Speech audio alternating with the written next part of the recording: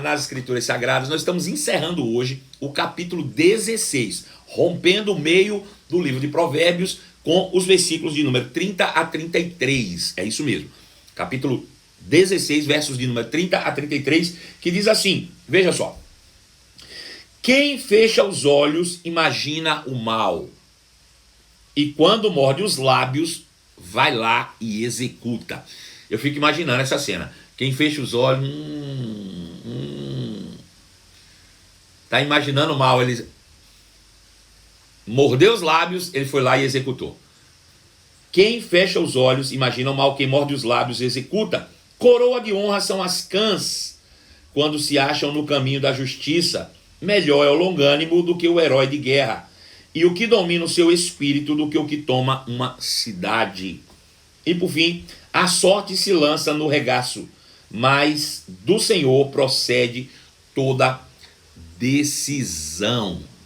Isso é interessantíssimo. Nós estamos agora mergulhados no estudo sistematizado do livro de Provérbios. Veja só, eu comecei essa live dizendo o seguinte, que o homem se tornou fruto do meio. É isso que diz todas as ciências de estudo da mente e do comportamento humano, né? As ciências que estudam, como a antropologia, sociologia, a própria psicologia, né? Eles atestam isso, que o homem, ele é fruto do meio. Ou seja, ele é resultado direto das experiências em que viveu, sejam elas experiências boas ou ruins. E isso é um fato. Você olha hoje para o seu comportamento e parte de quem você é, e eu estou falando porque você é cristão, é crente, parte de quem você é resultado direto das experiências que você teve na vida, experiências boas ou experiências ruins, né? É interessante porque nessa perspectiva, nessa percepção, o homem é 1/3 de herança genética e 2/3 de habilidades adquiridas. Ou seja, 1/3 de quem você é carrega características da sua família, né? De traços genéticos. Você não escolheu ser assim. 1/3 de quem você é não tem nenhuma conexão com escolhas, tem conexão com genética, né? Tem pessoas que já nascem com algumas características genéticas. Isso é 1/3 do ser humano, mas 2/3 é resultado de influência, ou seja, você se torna fruto do meio em que você vive. E aí, essa perspectiva de percentual nos dá um alívio gigantesco, porque tem pessoas que dizem assim, eu sou assim porque meus pais eram assim, eu sou assim porque minha mãe era assim, meu pai foi assim, eu sou assim também, minha mãe é assim, eu sou assim também. Mas veja, a questão genética é só 1/3, 2/3 você define por meio da influência que você se submete. Então você não tem, ainda que você tenha carregado 1/3 da genética e mais 2/3 de influência que você recebeu da sua casa, se tornando 100% parecido com seu pai, sua mãe, ou sua família, ou seja lá com quem quer que seja, isso é uma decisão de permanecer assim. Você pode simplesmente tomar uma decisão na vida de mudar. Você pode tomar uma decisão de vida de mudar a fonte da sua inspiração. Então, se você recebe a inspiração, se as pessoas que te inspiram mais são pessoas que às vezes você não quer que o seu comportamento sejam iguais a ela, você pode simplesmente mudar a sua fonte inspiracional. É isso que a palavra tem feito conosco durante esses últimos meses que estamos juntos aqui e que mergulhamos nesse estudo diário, né? Essa alimentação diária pela palavra. Eu tenho sido, de alguma forma, uma fonte de inspiração para a sua vida, mas não de mim mesmo. Eu estou sendo um canal de Deus, um dispenseiro de Deus, dos mistérios de Deus, da palavra de Deus, que leva você a uma influência, mas não mais uma influência do mundo, mas uma influência espiritual da palavra. Veja, quando você está no meio familiar, você vive coisas, você tá ali, você ouve, você vê, você toca, você cheira, você sente, e os sentidos são as portas da alma, e você carrega tudo isso para sua mente, que vira imagens, né? Vira um mundo mental, uma realidade mental. São imagens formadas na sua mente que você torna tão reais que elas se tornam realidades para a sua vida. Então a sua mente se torna cheia de imagens. Mas quando nós estamos aqui, por exemplo, que eu começo a falar das escrituras sagradas, que eu começo a falar da palavra de Deus, que eu começo a falar como a palavra de Deus vê você, você também cria por meio da palavra um mundo mental. Você também cria por meio da palavra, irmãos, uma imagem de você diferente daquela imagem que o mundo criou. E aí você tem o momento da sua decisão, com o que você vai ficar? Você vai ficar com o que o mundo diz, com o que o mundo te apresenta como verdade, ou você vai ficar com o que a palavra te apresenta como verdade? Ambos são fontes de influência, tanto o mundo quanto a palavra. É isso que Jesus disse quando ele disse: Pai, eu quero que o Senhor eu não quero que o Senhor tire os meus discípulos do mundo. Eu quero que o Senhor os livre do mal. Mas para livrá-los do mal, a única forma, Pai, é se o Senhor os consagrar na palavra. Veja, quando Jesus diz consagra-os na palavra, santifica-os na verdade, é isso que ele diz. Consagra-os na palavra, santifica na verdade. Isso mostra que nós podemos ser consagrados à palavra ou podemos ser consagrados ao mundo. Nós podemos ser santificados na palavra e podemos ser santificados ao mundo. É uma decisão. Somos nós que definimos que influência chega na nossa mente e por meio da mente no nosso coração, gerando fé e depois gerando comportamento. Então veja, nós é que decidimos a quem estamos consagrados. Somos nós que definimos a quem nós vamos santificar a nossa própria vida, as nossas próprias experiências. Então, veja, o homem se tornou fruto do meio por falta da influência da palavra. O homem se tornou fruto do meio por falta da inspiração divina. Porque quando o homem morre, quando o ser humano morreu espiritualmente, quando a humanidade se desconectou do seu Criador, ele perdeu a fonte inspiracional que era a palavra de Deus, ou seja, a árvore da vida. Ele perdeu o caminho da árvore da vida. Se ele perdeu o caminho da árvore da vida, ele não pode mais ser influenciado pela palavra de Deus. E aí, a única fonte de inspiração que ele recebe é do mundo, que vem pelas vontades da carne geradas no mundo. Então, veja, o homem se torna fruto do meio, resultado direto das suas experiências, boas ou ruins. A questão é que, infelizmente, no mundo caído, injusto, não se pode esperar boas experiências. A gente não pode esperar que no mundo caído pessoas tenham boas experiências, boas práticas. Até tem, mas isso vem diminuindo aos poucos. O mundo ele é como uma bomba relógio, em contagem regressiva. O mundo só piora, só se degrada mais. O mundo ele nunca evolui num conceito divino. Ele sempre está em destruição contínua, deteriorização. Essa é a trajetória, infelizmente, do mundo. Veja, assim como a vereda dos justos, ou seja, o caminho da justiça, o caminho de todo justo, é como a luz da aurora que vai brilhando, brilhando, brilhando, cada vez mais até ser dia perfeito, assim também a vereda do perverso, ou do injusto, ou do pecador, que é o caminho contrário, é como a noite, as trevas, que vai se tornando cada dia mais escuro. É um caminho inverso. Jesus apresentou essa tese quando ele disse o seguinte: ei, deixa eu dizer algo para você. O ladrão vem somente para roubar, matar e destruir. Eu vim para que tenham vida, e vida em abundância. Veja, essa frase pode parecer uma frase isolada do contexto do que eu estou dizendo, porém ela tem completa conexão. Jesus disse: o ladrão vem somente para roubar, matar e destruir. A palavra vem, que para nós é o verbo vir.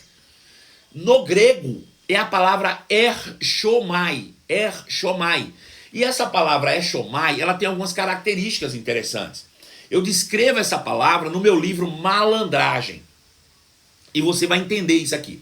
Quando Jesus disse: ei, o ladrão vem, a palavra vem o ladrão é Shomai. Shomai significa, em uma possível tradução, também, em influência, porém, acrescido do sufixo ando, que dá a ideia de continuidade crescente como gerundismo. Então a palavra Shomai É como se ele estivesse dizendo o seguinte: o ladrão influenciando só leva para o roubo, morte e destruição. Mas eu é Shomai, ou seja, eu vir-te também influenciar e te levar para uma vida abundante. Então veja que são processos que estão em caminhos inversos. No mundo existe um avanço contínuo para a destruição. No reino existe um avanço contínuo para o aperfeiçoamento. Então, assim como a vereda do justo é como a luz da aurora que vai brilhando cada vez mais, a vereda do perverso é o contrário. Ela vai se escurecendo cada vez mais, ela vai se perdendo cada vez mais, ela vai perdendo a noção do conhecimento cada vez mais. É por isso que nós olhamos para trás, né? Olhamos para trás e vemos quantos valores nós temos perdidos a cada geração no mundo. Você já reparou isso? Que à medida que as gerações passam, nós estamos em que geração agora? Geração... Quem sabe me falar sobre as gerações? Eu nem sei agora, mas depois eu posso até dar uma olhada para você. Porque existe uma classificação de gerações, né? Existe uma geração que se iniciou em 2000 e que vai a 2020. Nós estamos virando uma geração agora em 2020. Quem nasce a partir de 21 já é uma outra geração. E a cada geração que se passa, que se vira, nós perdemos mais valores que nos eram benéficos para a vida. E isso vem se perdendo. Por exemplo, deixa eu te dar exemplo para você entender praticamente. Eu nasci no ano de 75, a minha geração se encerra em 80. Se encerra em 80. A minha geração é contemplada de 60 a 80. Quem nasceu entre 60 e 80 faz parte de uma geração. Quem nasceu de 80 a 2000 faz parte de outra geração. Quem nasceu... 80 a 2000 é milênio. 80 a 2000 que é milênio. Antes da 80, que é a minha, não é milênio, não. É outra geração. Então, de 80 a 2000 é a milênio. De 2000 a 2020 não é milênio mais, não. Já é outra geração. Tenta descobrir qual é para mim aí. Geração alfa, talvez. Sei lá. X. Geração X. Bom, não sei. Não. É 2000 para 2021 é a geração. Outra é 80 para 2000. A cada 20 anos. Vê. A minha geração, na minha casa, na minha geração, eu, Marcelo, nós tínhamos valores bem específicos. Como, por exemplo, eu jamais poderia chamar alguém mais velho do que eu, adulto, se não usasse a palavra Senhor. Hoje, você pode dizer assim, mas isso é ultrapassado demais. Bom, são valores que foram perdidos, não é que é ultrapassado. É que a gente está abrindo mão de valores. Aquilo preservava, irmãos, muita coisa. E que nos protegia de alguma forma. Quando eu chamo alguém de Senhor, por exemplo, quando eu atribuo a alguém esse senhorio, eu estou dizendo que essa pessoa é capaz de me influenciar. E eu estou dizendo que essa pessoa é capaz de me oferecer algo que eu ainda não tenho. Quando eu coloco esse respeito pelos mais velhos, eu estou reconhecendo a experiência, os anos. Eu estou reconhecendo todas essas coisas. Mas quando eu abro mão desses valores, eu estou igualando. E qual é o risco disso? É do jovem achar que ele já é tão sábio quanto o mais velho. E aí ele perde a experiência. Não existe tal igualdade. E hoje já não se tem isso. Um monte de meninos saindo dos pagãos ainda, dos pagões ainda, sei lá como é que chama isso, dos cueiros, achando que é sábio e desdenhando dos mais velhos. Por quê? Porque perdeu-se valores. Agora veja como esses valores vão se perdendo fáceis. Uma coisa assim, deixar de chamar alguém de Senhor pode parecer tão simples, tão banal. Mas quando não se preserva tal valor, pode no futuro comprometer outra geração, porque perde o respeito pela tradição, perde-se o respeito pela experiência, perde-se o respeito por aqueles que viveram antes de nós e passaram por caminhos que poderiam nos ensinar a não tropeçar e nós desconsideramos, porque deixamos de chamar alguém de Senhor. Veja, são muitos os valores que se perderam. Eu me lembro que na minha época, quando criança, a minha casa, por exemplo, não tinha muros. Não tinha muros. Eu vou ser sincero com você, eu não sou tão velho assim, eu tenho 45 anos, mas na minha cidade, no interior, eu com 10 a 15 anos de idade, isso significa entre 85 e 90, entre o ano de 85 e 90, eu não me lembro de relatos de drogados, de droga. Até porque drogas como cocaína surgiram na década de 70 e 80. Então lá no interior da Bahia não chegou. Mas hoje tem, e tem tráfico, e tem morte. E tem tantas coisas que são nocivas à vida humana. Porque perdemos valores. Vamos perdendo os valores. Vamos abrindo mão de valores, né? Generosidade é um valor. Eu me lembro que minha mãe nunca deixou de fazer algo que eu carrego comigo para a vida toda. Às vezes a gente ia para a roça, para o sítio, para algum lugar, e sempre trazia algo. Era milho verde, era tomate muitas vezes, era quiabo, era manga, umbu. Para quem não conhece, umbu é uma delícia.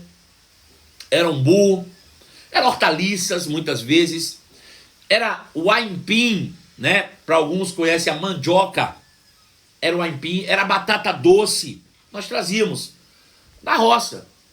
E quando chegava em casa, aquilo era compartilhado com os vizinhos, com todos os vizinhos. Minha mãe fazia umas sacolinhas, separava e dizia, vá levar para fulano, vá levar para cicrano, vá levar para beltrano, vá levar para tal pessoa, vá levar para outro. Isso eram valores que nós preservávamos de generosidade. Cajá tá falando a Aeronice aí, Jacobina. Verdade. E a gente compartilhava essas coisas, sabe? Isso era generosidade. A cordialidade. Acordávamos pela manhã, irmãos acordavam com os vizinhos gritando, bom dia, fulano.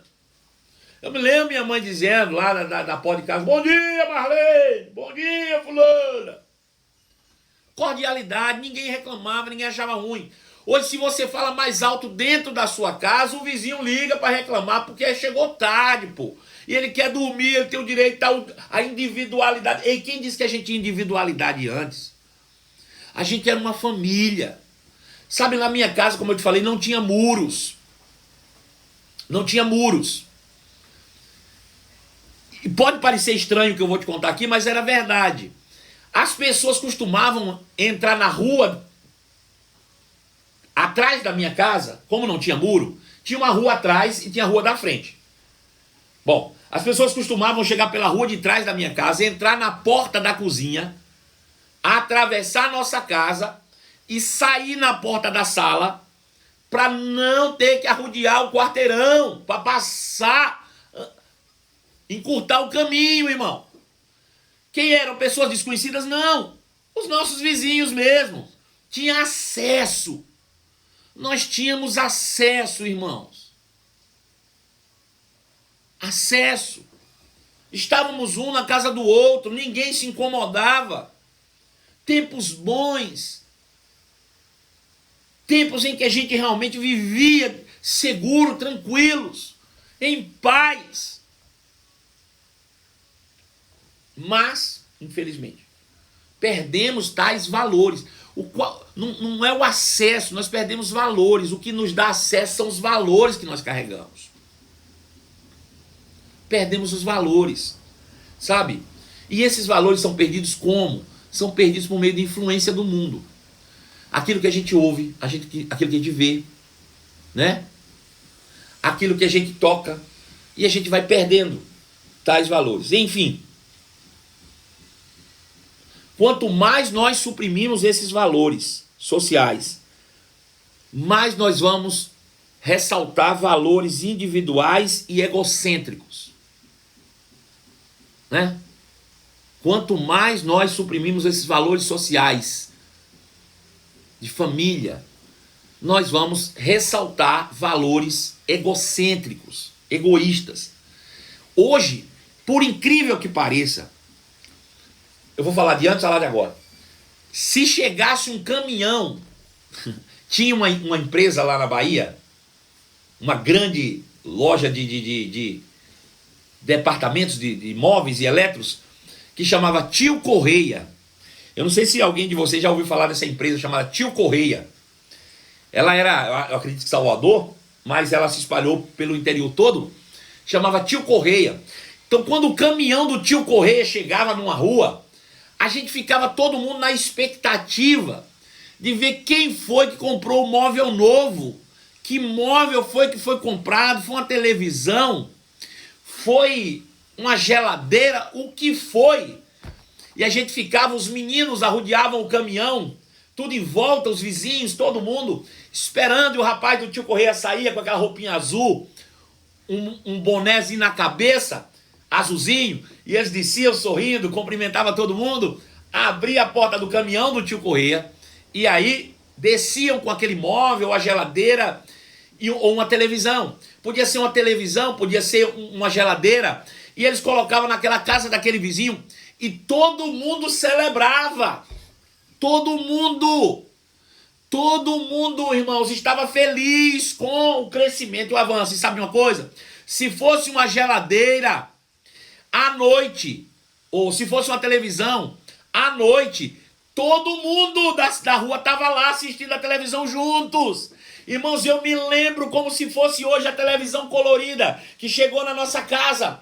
Foi colocada na sala e naquela noite de novela tinha umas 30 senhoras sentadas dentro da nossa sala. E os meninos ficavam assim, ó, escorados, do lado de fora, pela janela, olhando, tudo assim abismado, assistindo. Era uma festa, era um evento o que acontecia. Mas hoje, se for possível, a gente diz assim, ó, na hora que for entregar, você me avisa antes para o pessoal não ficar olhando, sabe? O pessoal gosta de falar, o povo gosta de dizer, o povo gosta de ficar fofocando o que a gente fez, comprou. Ô geração nojenta, ô geração egoísta, ô geração sem noção das coisas. As pessoas querem esconder o interior das suas casas, para que as pessoas não vejam o que elas têm, com o pseudo justificativa de que as pessoas vão invejar, e daí? O que você chama de inveja, na minha época a gente chamava de inspiração. O que você chama de inveja, na minha época a gente chamava de inspiração. As pessoas dizem assim, eu escondo porque o povo é invejoso. É mentira, é você que é invejoso. Você que esconde que é invejoso e está botando a culpa no povo.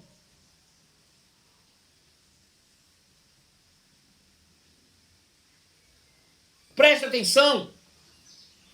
Individualistas, egocêntricos. É isso que nós nos tornamos.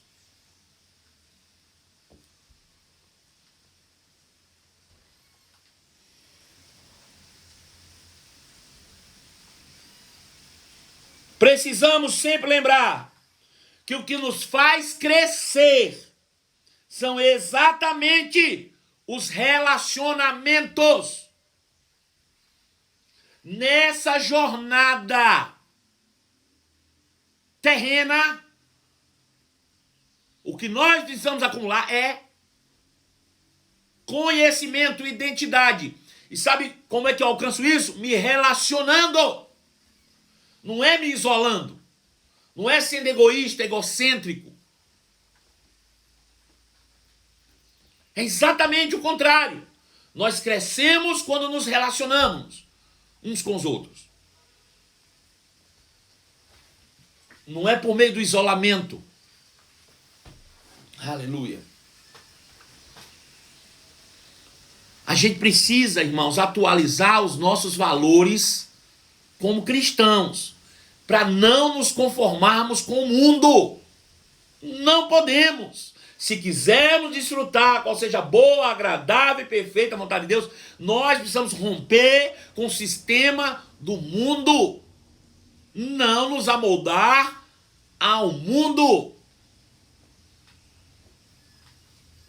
Veja, pegue as páginas do Evangelho da Nova Aliança e você vai ver que lá as instruções é: amai-vos uns aos outros, sustentai-vos uns aos outros, cuidai-vos uns dos outros, suportai-vos uns aos outros em amor.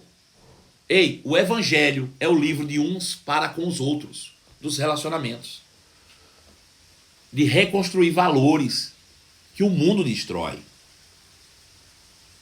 Valores como generosidade, cordialidade, como bondade, como paciência, como amor, como pureza, como harmonia. Nós temos a responsabilidade de propagar o reino por meio de estabelecer valores bíblicos, valores cristãos, que vão realmente fazer-nos crescer todos os dias na nossa vida. Provérbios 16:30 diz assim. Provérbios, capítulo 16, verso 30. Aleluia. Quero que você abra comigo. Diz assim: com olhos semicerrados, as pessoas tramam o mal. Um sorriso malicioso o põe em prática. Veja, com olhos semicerrados, as pessoas tramam o mal. Veja, por que tramam o mal? Porque o mal está dentro. Fruto das experiências. Fruto da influência em que vive.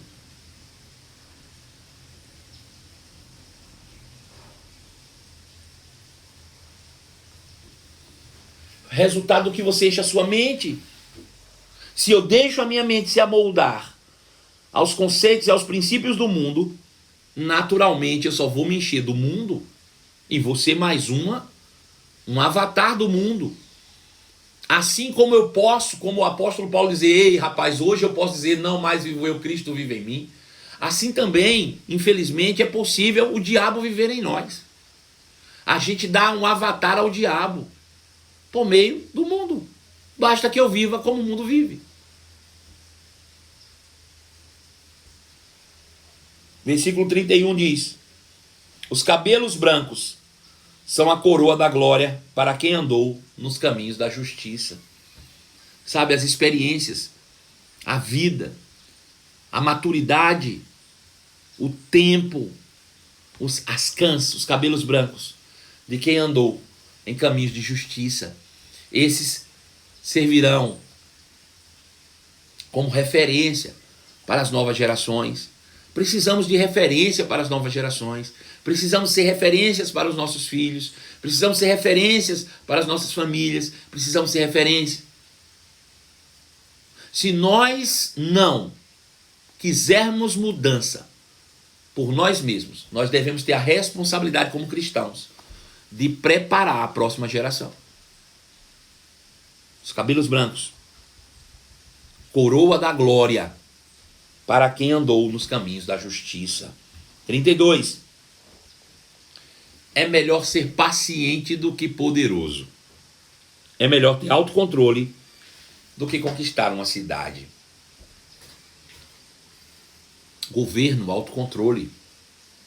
Governar as suas ações, suas escolhas, seus passos.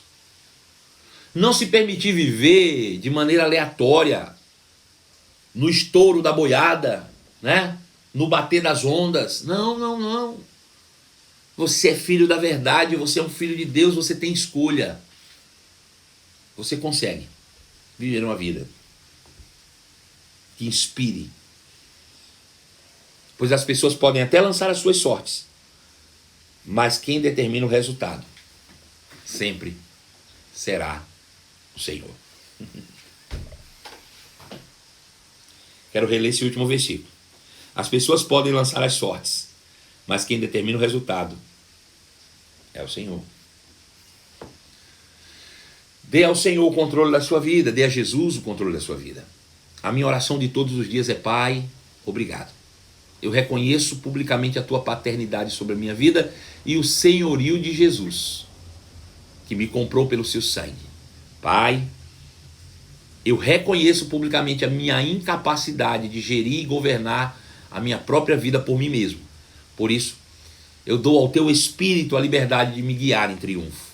Pai, obrigado pelo seu amor, que me amou, que me ama e que me amará eternamente. Senhor tem guardado a minha vida. O Senhor tem sido a minha fonte supridora, Pai. E eu reconheço. E sou grato em nome de Jesus. Sejam todos abençoados na prática dessa palavra. Beijo no seu coração e até amanhã. Amanhã temos mais.